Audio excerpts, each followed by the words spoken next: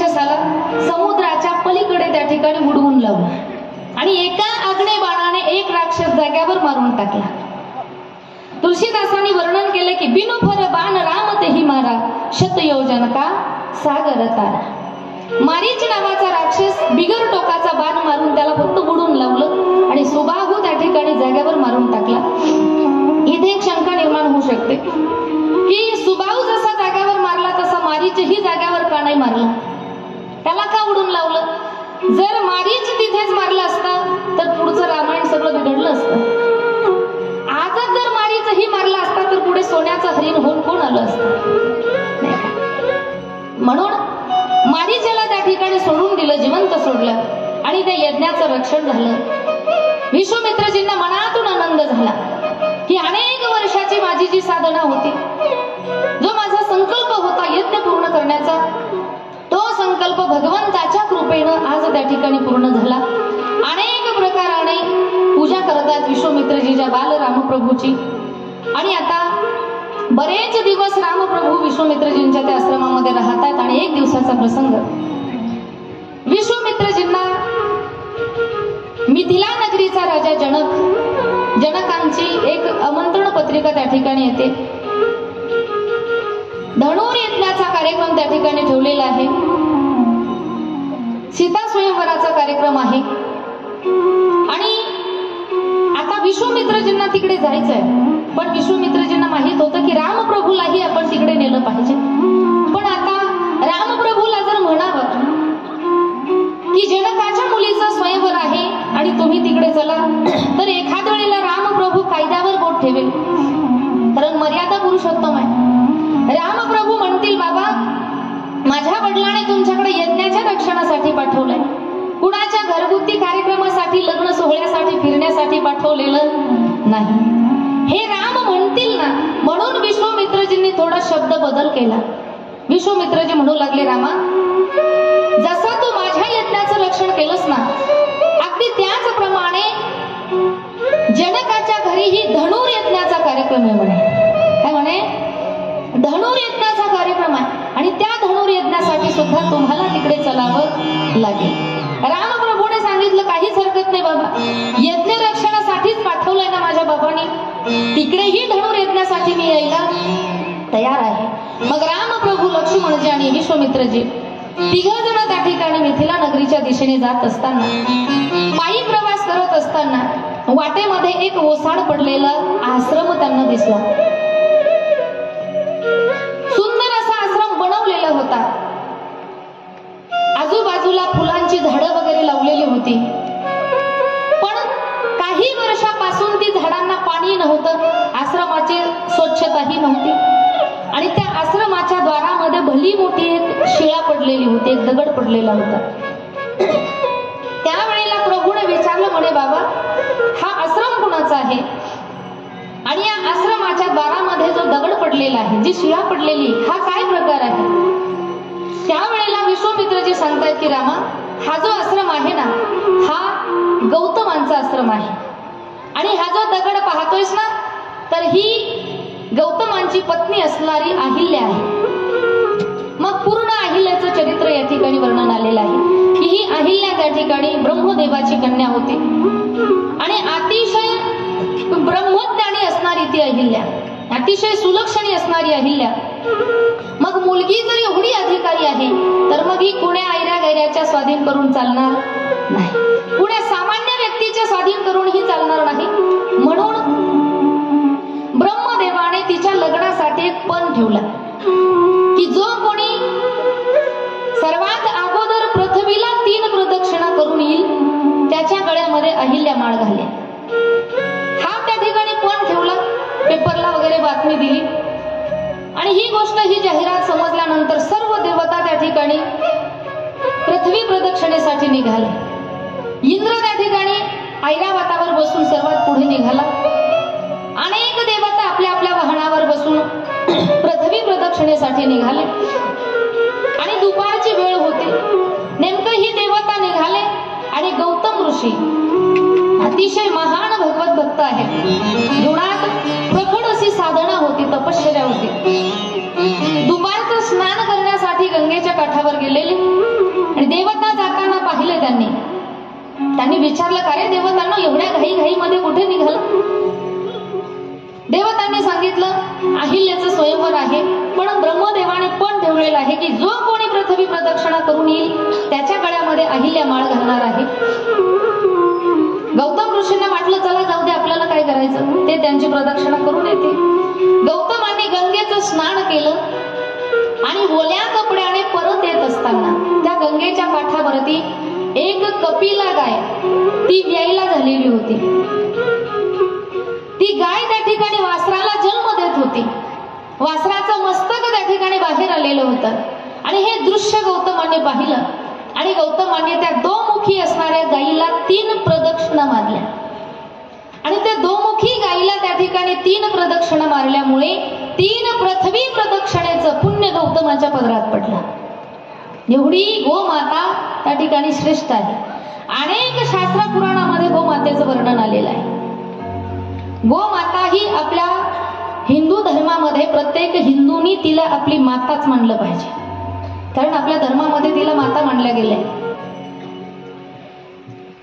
आज पाहतोय आपण की गोमातेचं रक्षण त्या ठिकाणी केल्या जात नाहीये, गोवंशाचं रक्षण केल्या जात नाहीये. पण 750 वर्षापूर्वी ज्ञानोबाराय सुद्धा सांगतात की किंबहुना कृषी जिने गोधने राखोनी वर्तणे. कृषी प्रधान असणारा आपला हा देश आहे. या देशातली जर जमीन, कृषी म्हणजे जमीन जगावी असं जर वाटत असेल ना, तर या देशातली गाय जगणं अतिशय महत्वाचा विषय आहे. गाय जगली पाहिजे. इस पापी युग में कोई कोई गोमाता का रखवाला है, गोविंद गोपाला हे गोविंद गोपाला हे गोविंद गोपाला हे गोविंद गोपाला. इस पापी युग में कोई कोई गोमाता का रखवाला हे गोविंद गोपाला हे गोविंद गोपाला.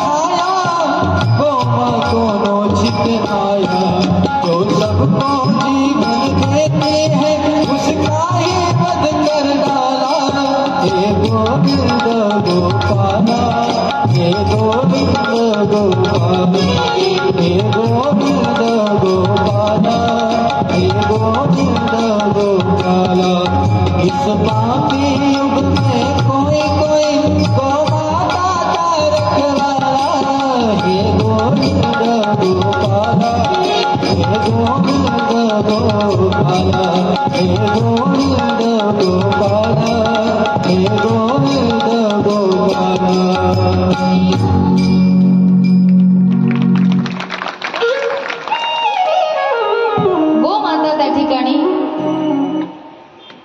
आपली जमीन कसण्यासाठी आपल्याला तिचा मुलगा त्या ठिकाणी तिचं बाळ आपल्यासाठी देते. कल्पना करा, जर भविष्यात आता सर्व सुविधा ट्रॅक्टरच्या निघाल्या, शेतीचे सर्व कामं आता ट्रॅक्टरनं व्हायला लागले, पण जर कालांतराने आपल्याला जे पेट्रोल डिझेल मिळतं ना, ते विदेशातून येतं. जर विदेशाने पेट्रोल डिझेल जर द्यायचं बंद केलं आणि आपण गोवंशाचं ही रक्षण जर नाही केलं, तर भविष्यात ट्रॅक्टर बंद झाल्यावर आपण का आपले पोरं धरणार का वखराला? हा विषय कधीतरी आपण कल्पना केली पाहिजे, कधीतरी याचा विचार केला पाहिजे. आज आपल्याला ते गोड वाटतंय, पण भविष्यातलाही कधीतरी आपण विचार केला पाहिजे की जर आज गायीचं रक्षण जर नाही झालं तर गोवंशाची अर्थात बैलाची उत्पत्ती होणार नाही. आणि भविष्यात जर बैल जन्मालाच आले नाही आणि जर पेट्रोल डिझेल बंद झालंच, तर आपण जमीन कशाने कसणार, कशाने त्या जमिनीची मशागत करणार? हा विचार कधीतरी आपण केला पाहिजे. आणि प्रत्येक हिंदूने गोमातेचं रक्षण केलंच पाहिजे. घरामध्ये एक देशी गाय अर्थात गावरान गाय त्या ठिकाणी असली पाहिजे. असेल तिचं दूध थोडं कमी असेल, दूध पातळ असेल, पण तरी सुद्धा ती आपली माता आहे ना, म्हणून तिचा सांभाळ आपण केला पाहिजे, तिचं रक्षण आपण केलं पाहिजे. एवढी पवित्र असणारी ही गोमाता आहे. देवांनी सुद्धा गोमातेचं रक्षण केलं. भागवत कथा जर आपण श्रवण केली असेल ना, तर भगवान परमात्म्याने स्वतः अणवणी पायाने फिरून गायीचं रक्षण केलं. म्हणून तर त्याला गोपाल हे नाव त्या ठिकाणी प्राप्त झाले. गायीचं पालन जो करतो म्हणून तो गोपाल आहे. एवढी पवित्र असणारी ती गाय, ती आपली माय आहे. आणि माहिती आहे तुम्हाला, ती माय जर कसायाच्या ताब्यात गेली ना, तर काय हाल हाल तिचे केले जातात. आपण जर नुसतं ते वर्णन जरी ऐकलं ना, तरी सुद्धा अंगावर शहारे निर्माण होतात. एवढी हाल हाल करून ती गाय त्या ठिकाणी मारल्या जाते. गोवर्धन धारी त्रिपुरारी गोमा, साधु संत मुनियों की प्यारी गोमा, ममता की मृदु दुलारी गोमा, पर्यावरण की रखवाली गोमा, मानव को सदा पुकारी गोमा, मानव को सदा पुकारी गोमा, संकटों में आज है हमारी गोमा, धनधारी त्रिपुरारी गोमा, साधु संत मुनियों की प्यारी गोमा, कटल खाने में जब लाया जाता है, तीन चार दिन भूखा रखा जाता है, जंजीरों से उसे लटकाया जाता है, गर्म पानी उसमें डाला जाता है, चमड़े पर से बालों को हटाया जाता है, जख्मी करके लहू फिर निकाला जाता है, जख्मी करके लहू फिर निकाला जाता है, पता नहीं जिंदा काहे रखा जाता है, इतनी क्रूरता से मौत पाती गोमा, इतनी क्रूरता से मौत पाती गोमा, संकटों में आज है हमारी गोमा, गोवर्धन धारी त्रिपुरारी गोमा, साधु संत मुनियों की प्यारी गोमा, ममता की मृदु दुलारी गोमा, पर्यावरण की रखवाली गोमा, गोवर्धन धारी त्रिपुरारी गोमा, साधु संत मुनियों की प्यारी गोमा. एवढे हाल त्या गोमातेचे त्या ठिकाणी केले जातात. तिला मारण्याच्या अगोदर 3-4 दिवस उपाशी ठेवल्या जाते. तिला चारा पाणी दिल्या जात नाही. एवढं गरम पाणी तिच्या अंगावरती टाकलं जातं की तिच्या चमड्यावरचा एक एक केस त्या ठिकाणी त्या गरम पाण्याने गळून जावा आणि त्या चमड्याला चांगला भाव मिळावा, याच्यासाठी एवढे हाल त्या गायीचे केले जातात. जिवंत असताना ती गाय तिच्या शरीरातलं पूर्ण रक्त काढलं जातं. एवढे हाल त्या गोमातेचे केले जातात. मग एवढी जर ती तडपून तडपून जर तिचा प्राण जात असेल, तर ज्या शेतकऱ्याने ती गाय कसायला दिली असेल त्या शेतकऱ्याला ती आशीर्वादच देत असेल का? एवढे जर हाल तिचे होत असतील, म्हणून विनंती असेल गड्या माझी, या रामकथेची आपल्याला विनंती असेल की जोपर्यंत गाय दूध देते तोपर्यंत आपण तिचा सांभाळ करतो. जोपर्यंत वासराला जन्म देते, एकदा ती झोपे द्यायची बंद झाली, तिचं दूध देणं बंद झालं की मग ती गाय आपल्याला नकोशी वाटते. मग ती म्हातारी झालेली गोमाता आपण 4-2 हजारासाठी ती कसायाच्या ताब्यात देतो. पण नका करू असं. भगवान परमात्मा तुम्हाला त्या गायीच्या आशीर्वादाने लाखो रुपये कुठे कमवून देईल ना सांगता येणार नाही. पण 4-2 हजार रुपयासाठी तुम्ही कुणाच्या ताब्यात देऊ नका, तिचं रक्षण करा. आपली माय बाबा, आपली माय आपण म्हातारी झाल्यानंतर अशी कुणाच्या ताब्यात देऊ का? नाही देणार ना. मग जेवढं प्रेम आपल्या आईविषयी आपल्या अंतःकरणात असतं ना, तेवढंच प्रेम त्या गायीविषयी आपल्या अंतःकरणात असलं पाहिजे. एवढी पवित्र ती गाय आहे, तिचं गोमूत्र जर आपण सकाळी सकाळी उपाशी पोटी जर 2 चमचे गोमूत्र प्यायलो ना, तर शरीरातले 70 प्रकारचे आजार नाहीसे होतात. एवढी पवित्र असणारी ती गोमाता आहे. तिच्या पाठीवरून नुसता हात जरी फिरवला ना, तरी सुद्धा आपल्या शरीराला पोषक तत्व त्या ठिकाणी मिळतात. एवढी पवित्र असणारी, अधिकारी असणारी ती गोमाता. प्रत्येक हिंदूने त्या गोमातेचं रक्षण केलं पाहिजे. आज गौतम ऋषींनी 3 पृथ्वी, त्या गोमातेच्या 3 प्रदक्षिणा केल्या आणि 3 पृथ्वी प्रदक्षिणेचं पुण्य गौतमाच्या पदरात पडलं. आणि गौतम ऋषी ब्रह्मलोकामध्ये गेले.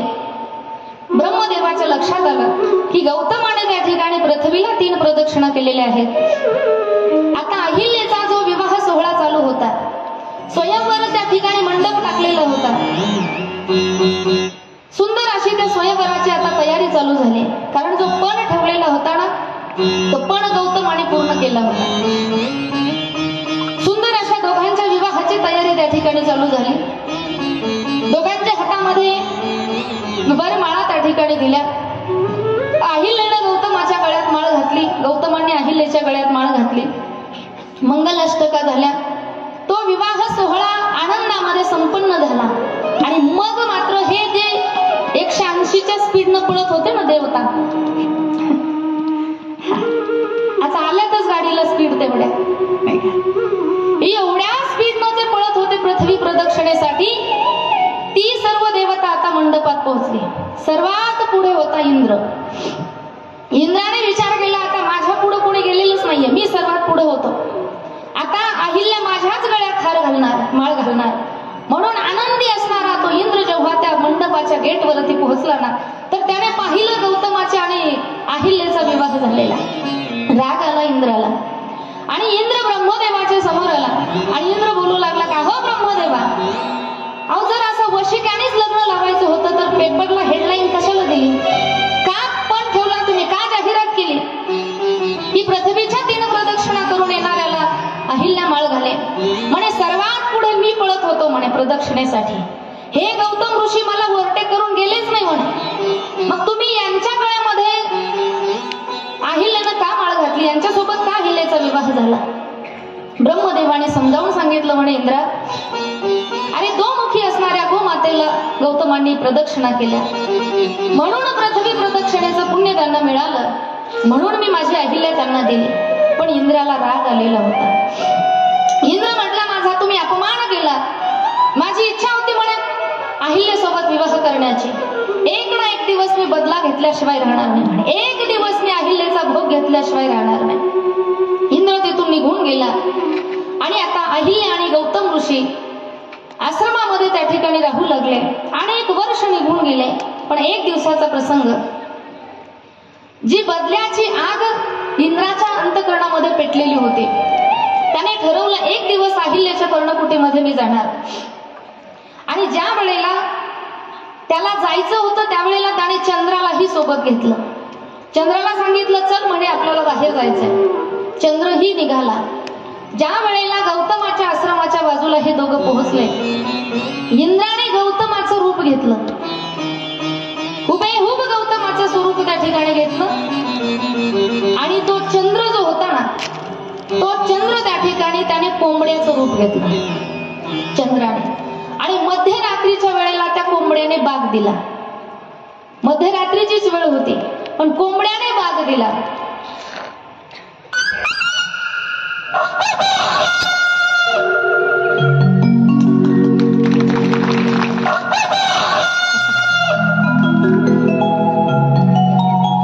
हे सगळं ठेवावं लागतं आम्हाला सोबत. कोंबडे ठेवावं लागतात, बकरे ठेवावं लागतात.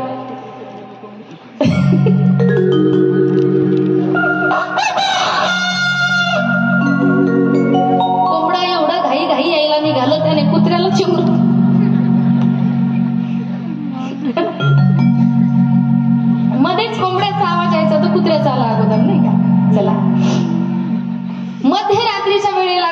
कोंबड्याने बाग दिला.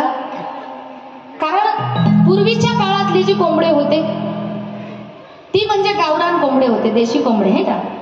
आणि ते गावरान कोंबडे काय करायचे, पहाटे बाग द्यायचे. पूर्वीच्या काळातला आलाराम म्हणजे कोंबडा होता है ना. पूर्वीच्या काळातली घड्याळ म्हणजे कोंबडं होतं. कोंबड्याने बाग दिला की सर्व लोक जागे व्हायचे. कारण कोंबडा पहाटे 4ला 4:30ला तो त्या ठिकाणी बाग द्यायचा. पण आताचे जे कोंबडे आहेत ना ते बॉयलर कोंबडे, ते पहाटेची वाट पाहत नाही, ते कधीही बाग देतात. विदेशी कोंबडे. तसा आजचा जो कोंबडा होता चंद्र, हाही ओरिजिनल कोंबडा नव्हता, हाही डुप्लिकेट कोंबडा होता. यानेही ब्रह्म मुहूर्तावर बाग द्यायचा, मात्र याने मध्यरात्रीलाच बाग दिला. आणि मग जेव्हा त्या कोंबड्याचा आवाज कानावरती पडला, गौतम ऋषींना वाटलं ब्रह्म मुहूर्त झाला, आपण स्नानासाठी निघालं पाहिजे. आणि मग गौतमजी स्नान करण्यासाठी निघाले.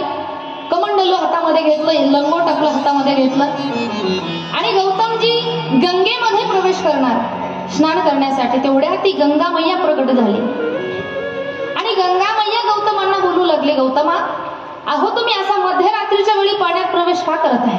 कारण स्नान करण्यासाठी ही वेळ ठराविक आहे. स्नानाची ही वेळ शास्त्रामध्ये सांगितलेली आहे. ब्रह्ममुहूर्त झाल्याशिवाय स्नान करायचं नाही. आणि ब्रह्ममुहूर्त कधी चालू होतं, 9:30ला नाही, सकाळी 4 वाजल्यापासून 6 वाजेपर्यंत ते ब्रह्ममुहूर्त मानल्या जाते. मग ती गंगा मैया त्या ठिकाणी प्रकट झाली. एखाद्या वेळेला होतं आपल्याकडूनही, आपण तीर्थक्षेत्रावरती पोहोचलो, आळंदी असेल, पंढरपूर असेल, तीर्थावर जर आपण पोहोचलो ना तर गाडीतून उतरल्याबरोबर आपण म्हणतो पहिला आता पडशा ठेवा मठात आणि चला स्नानासाठी, नाही का, पहिलं स्नानासाठी जाऊन येऊ. पण ती स्नानाची वेळ आहे का, ती रात्रीचा 1 वाजलाय का 2 वाजलेत हे आपण पाहत नाही. पण स्नान करत असताना जर अवेळी स्नान केलं तर त्या स्नानाचं पुण्य तर आपल्याला मिळतच नाही. पण उलट रात्रीची वेळ जी असते ना ती जलदेवता आहे. पाणी सुद्धा एक प्रकारची देवता आहे. त्या जलदेवतेच्या झोपेचा जो वेळ असतो आणि अशी विनाकारण जर आपण त्या जलदेवतेची मध्यरात्रीच्या वेळेला जर झोप मोडली तर त्याच्या झोप मोडलेलाचं पाप आपल्या डोक्यावरती बसतं, असंही शास्त्रामध्ये वर्णन आहे. कारण इथं जे काही बोलेल ना मी, माझ्या मनचं काही बोलणार नाही. शास्त्र पुरावे आहे. मध्यरात्रीच्या वेळेला त्या पाण्यात प्रवेश करायचा नाही, कारण त्या जलदेवतेची झोप मोडल्याचं पातक आपल्या डोक्यावर बसतं. म्हणून कुणाची झोप मोडली नाही पाहिजे. कुणी जर झोपलेलं असेल तर त्याची झोप मोडायची. मग तुम्ही म्हणाल जर कथेत झोपत असेल तर, आता बऱ्याच मावश्या डुकल्या घ्यायला लागेल. तुम्ही दुपारी एक तास आराम करत जा ना. तुम्ही म्हणता तुला माझीच काम नसेल काही.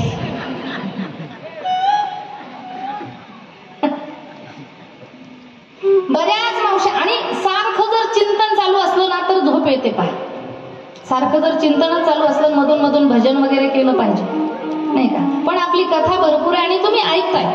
काही महिला खूप लक्ष देऊन ऐकतात. हा 4-2 झोपा घेतात तो भाग वेगळा.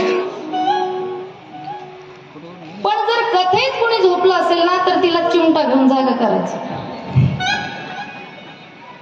बारीक चिमटा घ्यायचं बसल्या बसल्या, झोपू नको म्हणायचं. आणि ती जर काही म्हणली तर माझ्याकडे बोट टाकायचं, तिनं सांगितलं. हा, कथेत कुणाला झोपू द्यायचं नाही. कथेत स्वतःही झोपायचं नाही, शेजाऱ्याला झोपू द्यायचं नाही. कथेत स्वतःही बोलायचं नाही, शेजाऱ्याला बोलू द्यायचं नाही. कथेत स्वतःही उठून जायचं नाही, दुसऱ्याला उठून जाऊ द्यायचं. कथा स्वतःही ऐकायची नाही, दुसऱ्याला. चुकलं का. झोप त्या ठिकाणी घातक असते. बऱ्याचदा जे कथेमध्ये येते, मी तुम्हाला पहिल्या दिवशी सांगितलं ना झोप कोण आहे, सांगितलंय का मी. मग झोप येऊ द्यायची नसेल तर लक्ष कथेमध्ये ठेवायचं. मान अशी ताट ठेवायची, मान खाली टाकायची नाही. आणि जरी शेजारी जर झोपली तर तिला जागा करायचं. हे तुमच्या मागं काम आहे कथा चालू असताना. बरं, तुम्ही अजिबात झोप घ्यायची नाही. तुम्ही जर झोपलात तर तुम्हाला तुमच्या शेजारणीची शपथ आहे. लागू आहे बरं का पुरुष मंडळांमध्ये. शेजाऱ्याची शपथ आहे तुम्हाला, तुम्ही जर झोपले तर. शेजाऱ्याची शपथ का घातली माहित आहे? म्हणजे ते शेजारी लक्ष देईल तुमच्याकडे. हे झोपलंच नाही ना. आणि जर तुम्ही झोपायला लागले तर शेजारी म्हणाल तुम्हाला, ए बाई मला मारती का काय, कशाला झोप घेते, मग शपथ घातली ना. नाही, ती जी जलदेवता असते गेली ना आता झोप. हे तुमची झोप घालवण्यासाठी हे सगळं करावं लागतं आम्हाला. चला, गंगा मैया त्या ठिकाणी प्रगट झाली आणि गौतम ऋषींना सांगू लागले, म्हणे महाराज ही स्नानाची वेळ नाहीये, तुम्ही मध्यरात्रीच्या वेळी स्नानासाठी आला. गौतमजी पाण्यामध्ये प्रवेश न करता पाठीमागे फिरतात, पण विचार करत आहेत, अरे मध्यरात्रीला कोंबड्याचा आवाज मला कसा आला. हा विचार करत करत परत पर्णकुटीकडे येत असताना इकडे तोपर्यंत हा गौतमाच्या रूपात असणारा इंद्र त्याने त्या ठिकाणी अहिल्याच्या पर्णकुटीमध्ये प्रवेश केला. आणि अहिल्यानं जेव्हा पाहिलं, तिला वाटलं आपले पती आले, आपले मालक आले. तिने पाद्यपूजा केली, बसण्यासाठी आसन दिलं. जशी पत्नी आपल्या पतीची सेवा करते ना, अगदी त्या प्रकारे अहिल्यानं त्या इंद्राची पूजा केली, सेवा केली. आणि ज्या वेळेला गौतम ऋषी बाहेरून आले, गौतम ऋषी आवाज देत आहेत, अहिल्या, ए अहिल्या. ज्या वेळेला अहिल्यानं बाहेरून आपल्या मालकाचा आवाज ऐकला, त्यावेळेला अहिल्या विचार करते, अरे बाहेरून जर माझ्या मालकाचा आवाज येतोय, मग हा माझ्या बाजूला बसलेला कोण आहे. त्यावेळेला तो इंद्र त्या ठिकाणी खऱ्या रूपात प्रकट होऊन मागच्या दाराने पळून जात होता.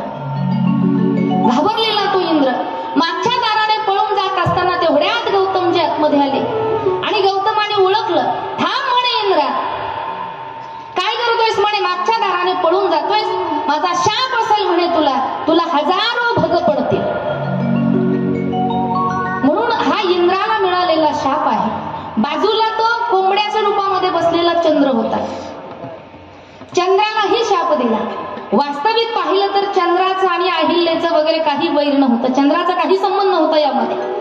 पण चंद्रालाही शाप दिला गौतमाने, की तू सुद्धा काळं काम केलंयस म्हणे, मध्यरात्री कोंबड्याचं रूप घेऊन तू बाग दिलायस ना, काळं काम केलंयस ना, तर तुलाही काळा डाग पडेल म्हणे.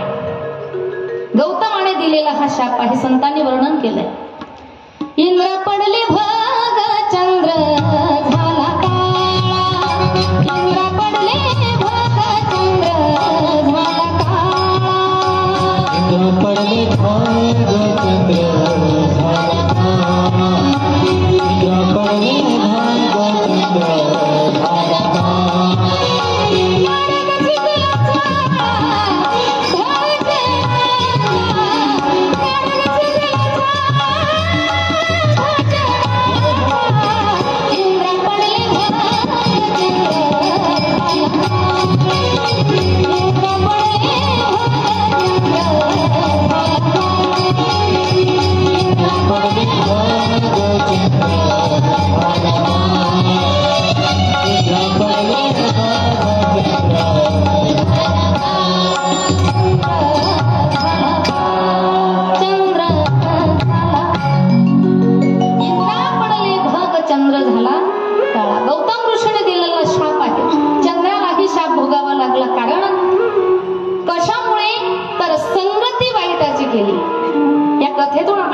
शिकायचंय बरं का. कारण कथा ऐकत असताना कथा ही शब्द रूपानेही ऐकायची असते आणि ती कथा कशासाठी सांगितली, त्या कथेच्या पाठीमागचा भाव काय आहे, तो भाव आपण त्या कथेतला घेतला पाहिजे. पूर्ण कथा लक्षात नाही राहिली तरी हरकत नाही, पण कथेचा जो मुख्य भाव असतो ना, तो भाव आपण लक्षात घेतला पाहिजे. तर संगत जर जीवनामध्ये वाईटांची जर घडली तर आपल्याही जीवनामध्ये तसे वाईट परिणाम आपल्याला भोगावे लागतात. म्हणून जीवन जगत असताना संगत ही कुणाची करावी याला सुद्धा शास्त्र आहे. संतन के संग लाग रे, संतन के संग लाग रे, हे तेरी हे तेरी हे तेरी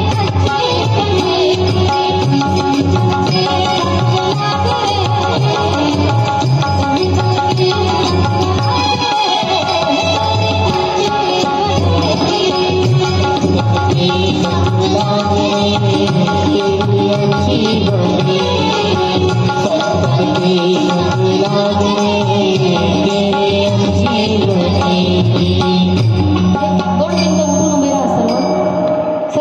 उभे राहायचं 2 मिनिटं. पुरुष मंडळ, महिला मंडळ. हा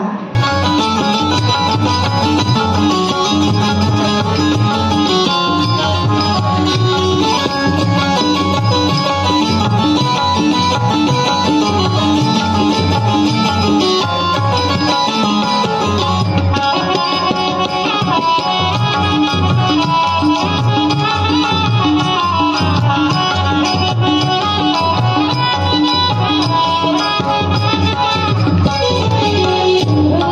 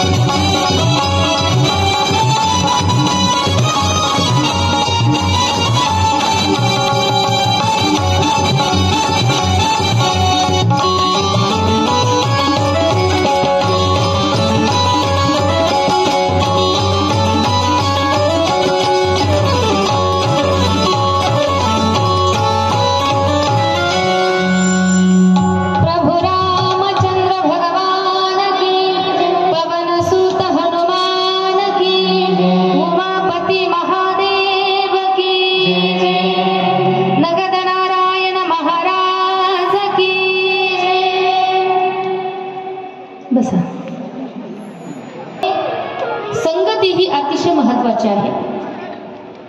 माणसाचं जीवन संगतीनेच बिघडतं आणि जीवन संगतीनेच घडतं आणि बिघडतं. थोडासा बदल आहे. चांगल्याची जर संगती जीवनामध्ये झाली तर जीवनाचं कल्याण होतं आणि वाईटाची जर संगती जीवनात झाली तर जीवन उद्ध्वंस होतं. संगती करावी सदा सज्जनाची, संगती करावी सदा सज्जनाची, संगती करावी सदा सज्जनाची, संगती करावी सदा सज्जनाची, सावली नसावी कधी दुर्जनाची, सावली नसावी कधी दुर्जनाची, संगती करावी सदा सज्जनाची,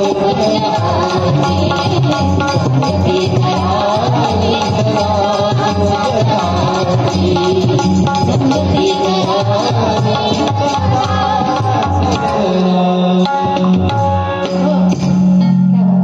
संगती करावी. वाजायच्या तर जरा प्रेमानं वाजवता.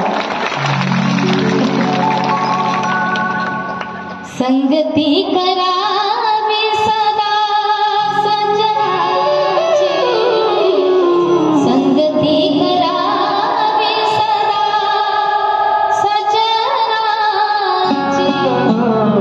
जीवनामध्ये जर संगत करायची असेल तर चांगल्याची संगत केली पाहिजे, संतांची संगत झाली पाहिजे, सज्जनाची संगत झाली पाहिजे.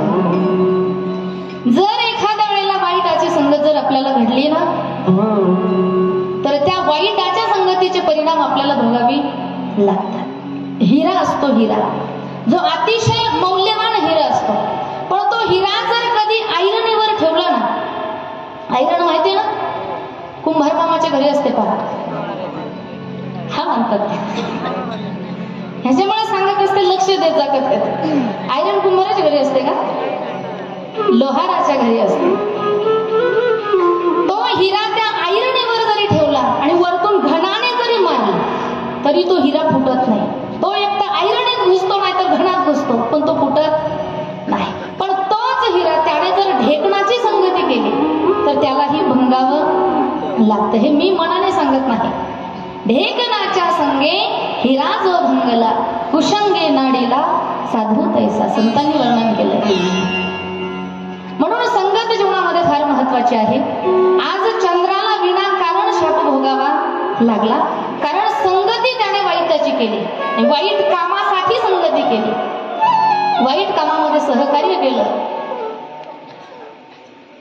मग संत सांगतात की वाईट काम स्वतःही करू नका आणि वाईट काम कोणी करत असेल तर त्याला सहकार्यही करू नका.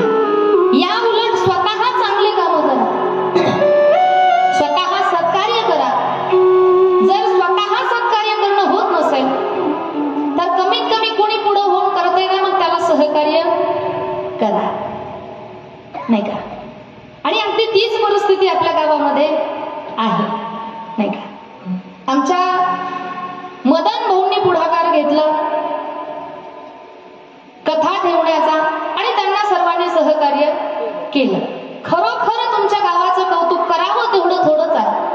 तुमच्या गावाचं जे वागणं आहे ना ते संतांच्या वाक्याप्रमाणे वागणं आहे आणि संतांच्या वाक्याप्रमाणे जर गावाचं वागणं असेल ना तर त्या गावाला कधी कशाची कमी पडत नाही, कधीच कशाची कमतरता पडत नाही.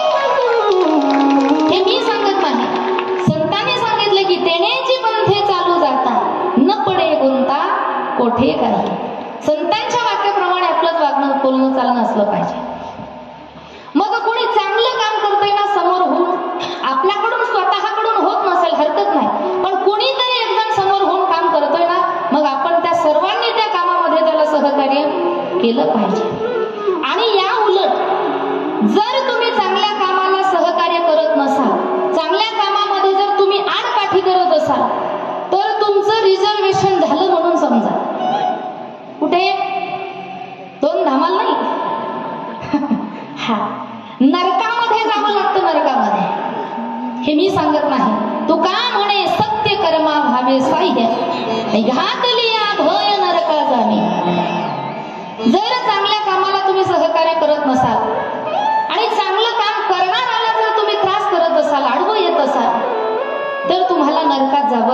लागणार आहे. मग आपलं आपण ठरवायचं बघ की आपल्याला स्वर्ग मिळावं का नरक मिळावं. कुणाकुणाला वाटतं नरकात जावं आपण. हा, स्वर्गात जायचं ना सगळ्यांना. मग स्वर्गात जाण्यासाठी काय करावं लागतं माहिती. शेजारच्याचे बांध कोरावे लागतात. बरोबर ना. नाही, चांगली कामं करावी लागतात. चला, इंद्राला त्या ठिकाणी शाप मिळाला.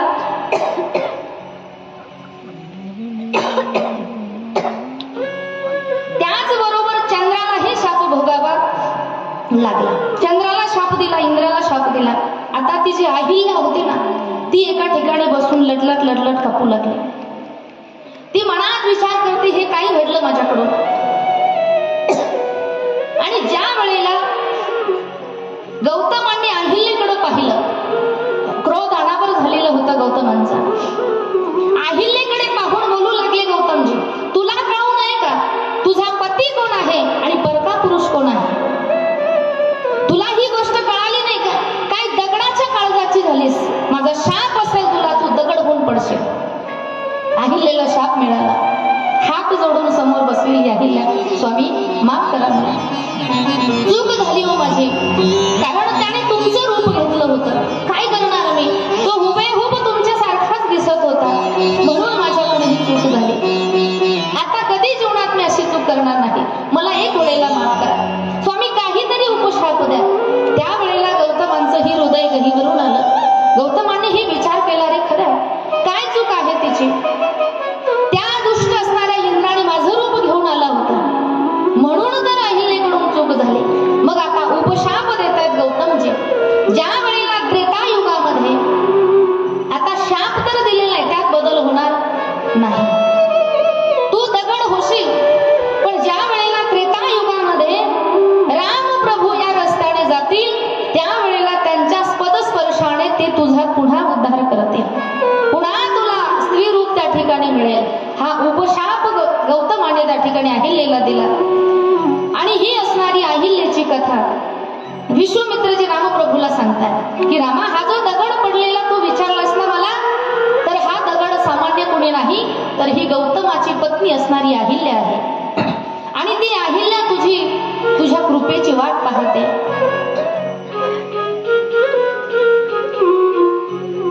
गौतम नारी शाप बसा, उपल देह धरी,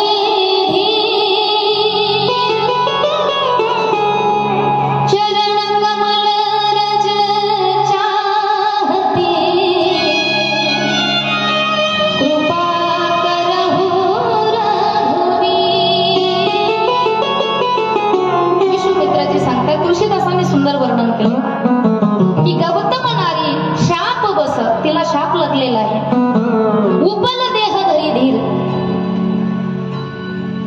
चरण रज कमल चाहते, तुझ्या चरणाची रज त्याची तिला इच्छा आहे. आणि आता तू तिच्यावरती कृपा केली पाहिजे. मग काही रामायणामध्ये रामप्रभूने चरणाचा स्पर्श केला असं वर्णन आहे. आता रामायण मी पहिल्या दिवशी सांगितले ना, अनेक प्रकार रामायणाचे आहेत. थोडा थोडा बदल प्रत्येक रामायणामध्ये आलेला आहे. काही रामायणामध्ये चरणाचा स्पर्श केला असं वर्णन आहे, पण तुळशीदासजी थोडासा बदल करत आहेत. तुळशीदासजी वर्णन करतात की रामप्रभूने पायाचा स्पर्श केला नाही, कारण रामप्रभू हे मर्यादा पुरुषोत्तम आहेत. प्रभूच्या जीवनामध्ये मर्यादा आहेत.